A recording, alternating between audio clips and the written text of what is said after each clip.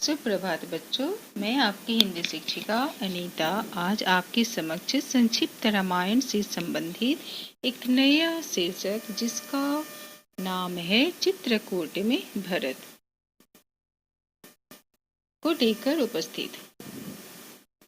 भरत केकय राज्य में थे, यानी जब राम को 14 वर्ष का वनवास हुआ उस समय भरत अपने ननिहाल में केकय राजा के यहाँ थे। अयोध्या की घटनाओं से सर्वथा अनजान, लेकिन वे चिंतित थे क्योंकि उन्होंने एक सपना देखा था, परंतु उसका अर्थ वह समझ नहीं पा रहे थे। संगी साथियों के साथ बातचीत में उन्होंने कहा, मैं नहीं जानता कि उसका अर्थ क्या है, परंतु सपने से मुझे डर लगने लगा है। मैंने देखा कि समुद्र सूख गया, चांद धरती पर आ गया, वृक्ष सूख गए, एक राक्षसी पिता को खींच कर ले जा रही है। पिताजी रथ पर बैठे हैं और रथ को गधे खींच रहे हैं। जिस समय भरत मित्रों को अपना सपना सुना रहे थे, ठीक उसी समय अयोध्या से घुड़सवार दूत वहां पहुंचे। घुड़सवारों ने छोटा रास्ता चुना था। जल्दी पहुंचने के लिए भरत को संदेश मिला। वे तत्काल अयोध्या जाने के लिए तैयार हो गए। ननिहाल में भरत का मन नहीं लग रहा था। वे अयोध्या पहुंचने के लिए उतावले थे। अपने नाना केकयराज से भरत ने विदा लिया 100 रथों और सेना के साथ। उन्हें घुड़सवारों से अधिक समय लगा।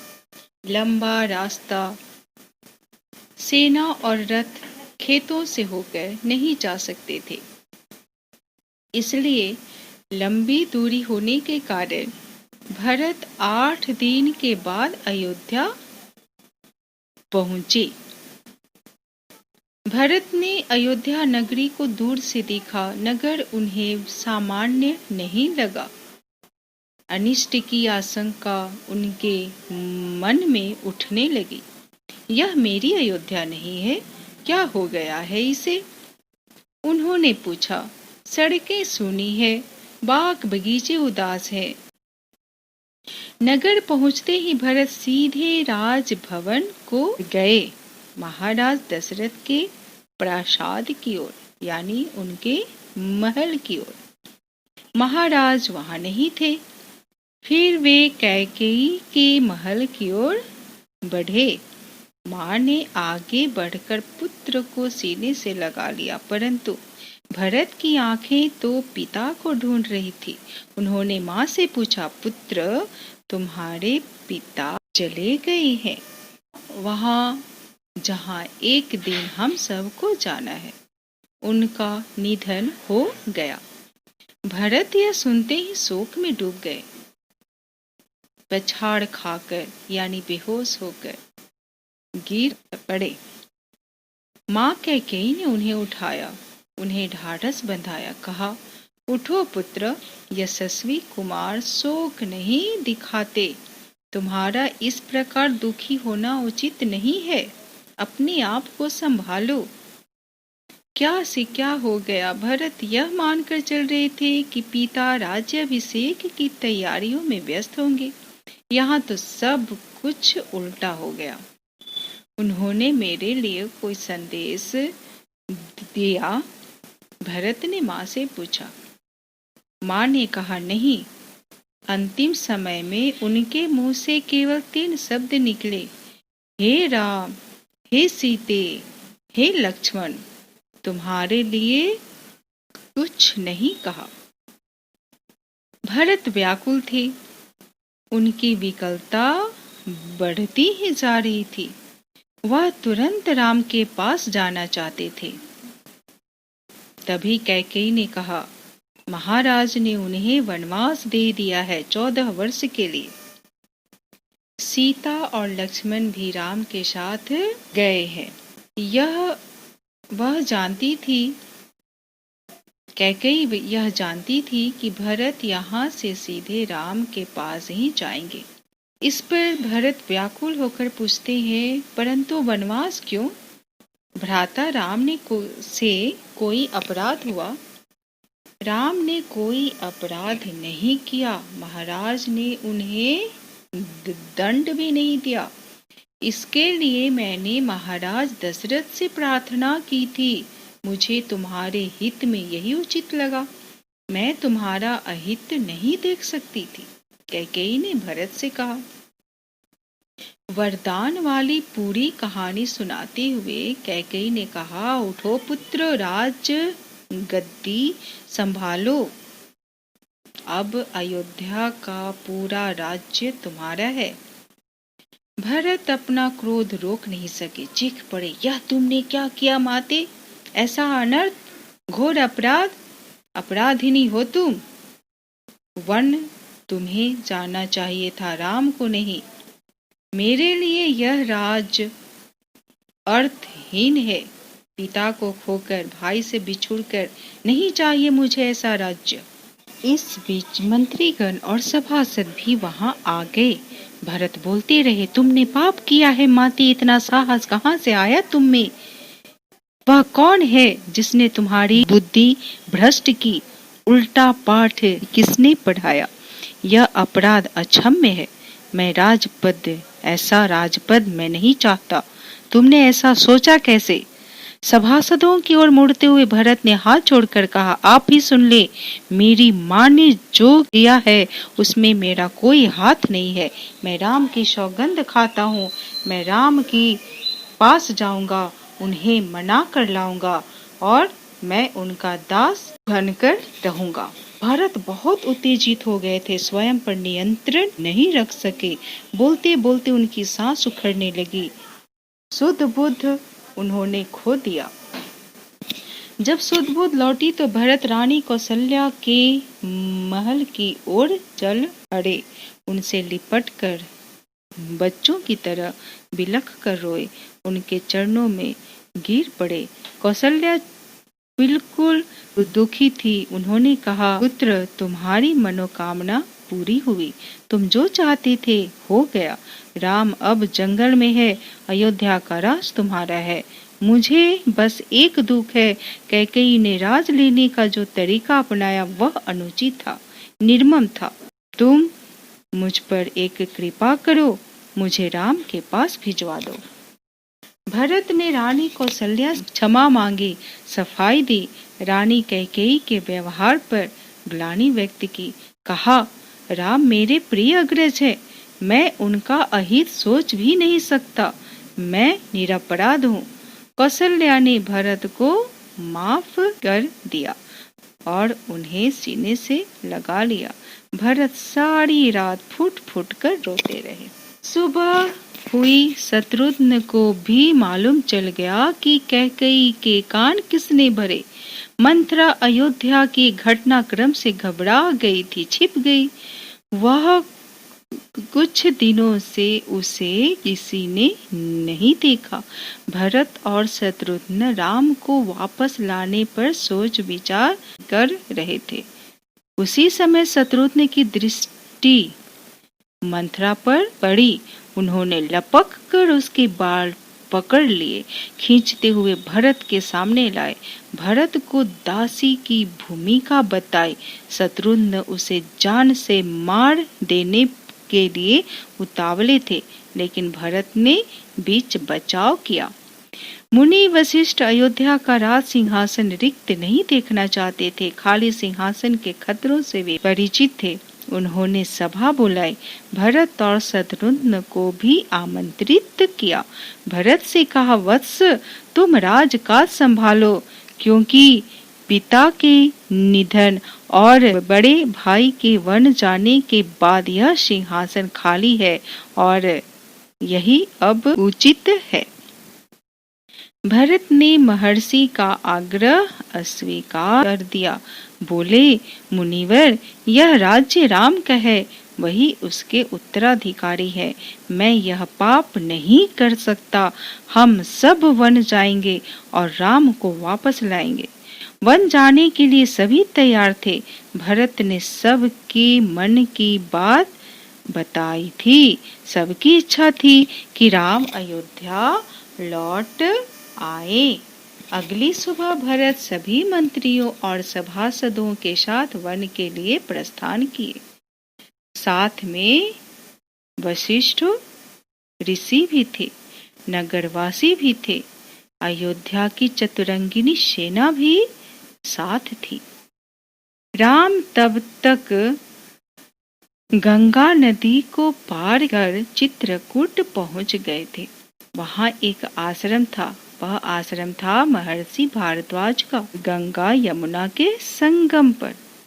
राम आश्रम में नहीं रहना चाहते थे ताकि महर्षि को असुविधा न हो।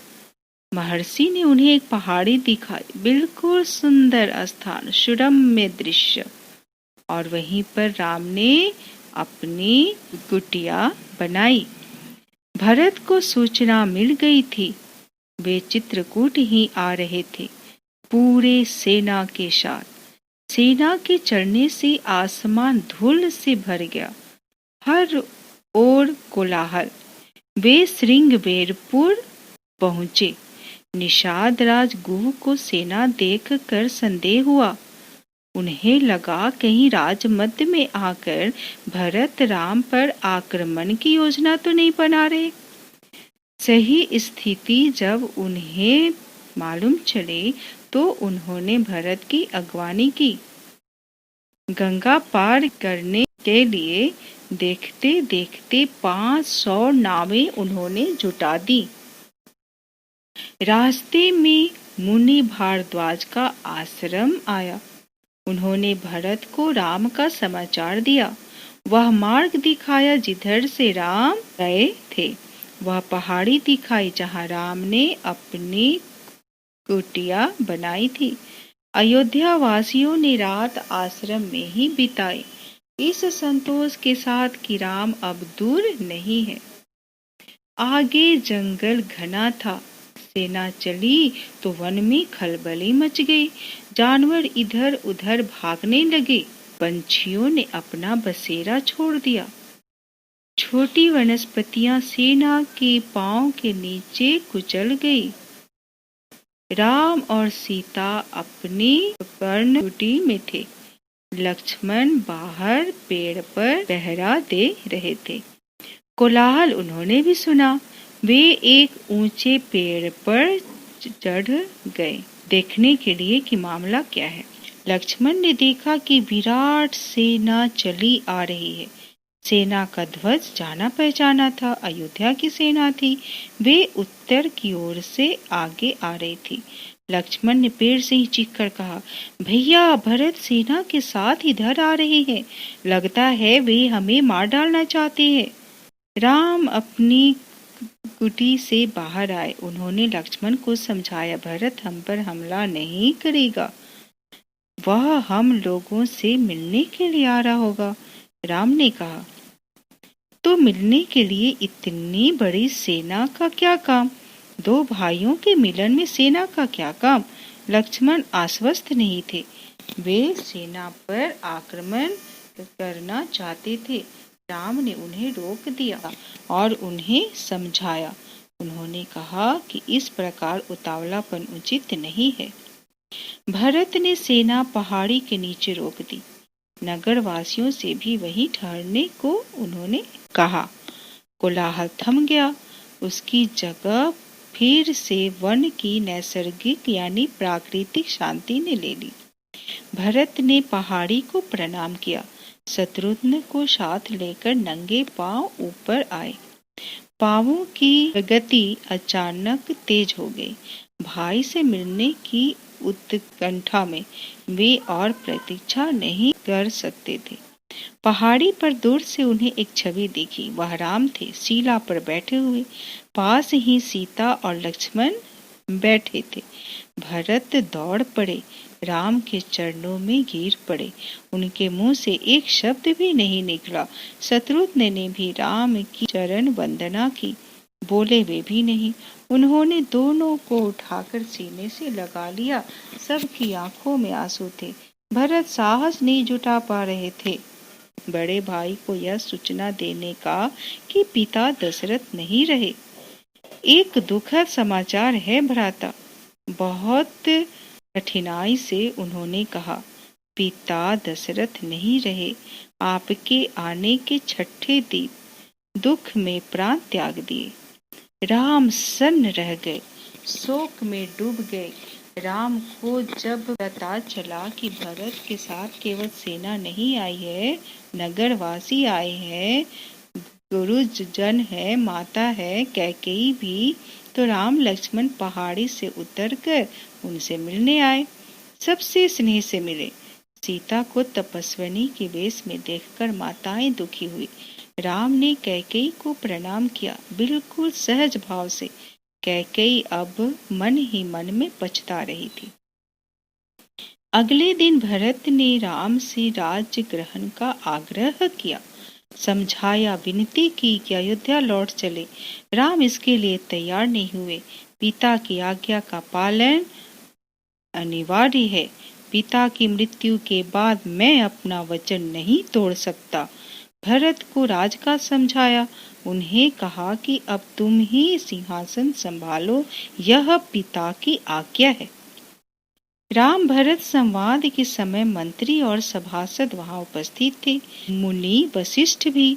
भरत बार बार राम से लौटने का आग्रह दोहराते रहे। राम हर बार पूरी विनम्रता और दृढ़ता के साथ इसे अस्वीकार दिया। महर्षि वशिष्ठ ने कहा, राम रघुकुल की परंपरा में राजा ज्येष्ठ पुत्र ही होता है। तुम्हें अयोध्या लौटकर अपना दायित्व निभाना चाहिए।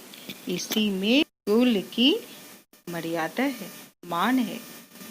राम ने बहुत संयत स्वर में कहा, चाहे चंद्रमा अपनी चमक छोड़ दे, सूर्य पानी की तरह ठंडा हो जाए, हिमालय शीतल न रहे, समुद्र की मर्यादा भंग हो जाए, परंतु मैं पिता की आज्ञा से विरत नहीं हो सकता। मैं उन्हीं की आज्ञा से वन आया हूँ और उन्हीं की आज्ञा से भरत को राज गद्दी संभालनी चाहिए। राम अब किसी तरह अयोध्या लौटने को तैयार नहीं हुए। भरत के चेहरे पर निराशा के भाव थे। वे विफल हो गए थे राम को मनाने में। आप नहीं लौटेंगे तो मैं भी खाली हाथ नहीं जाऊंगा। आप मुझे अपनी खड़ाऊं दे दें, मैं 14 वर्ष उसी की आज्ञा से राज चलाऊंगा। भरत का यह आग्रह राम ने स्वीकार किया। अपनी खड़ाऊं उतारकर उन्हें दे दी। भरत ने खड़ाऊं को माथे से लगाया और अयोध्या के लिए निकल गए। राम की चरण पादुकाओं को माथे से लगाए अयोध्या पहुंचकर भरत ने पादुका पूजन किया। कहा, ये पादुकाएं राम की धरोहर है, मैं इनकी रक्षा करूंगा, इनकी गरिमा को आंच नहीं आने दूंगा। भरत अयोध्या में फिर नहीं रुके। तपस्वी के वस्त्र धारण किए और नंदीग्राम को आप पहुँचे। नंदीग्राम जाते समय उन्होंने कहा, मेरी अब केवल एक इच्छा है, इन पादुकाओं को उन चरणों में देखूं जहां इन्हें होना चाहिए। मैं राम के लौटने की प्रतीक्षा करूंगा 14 वर्ष तक।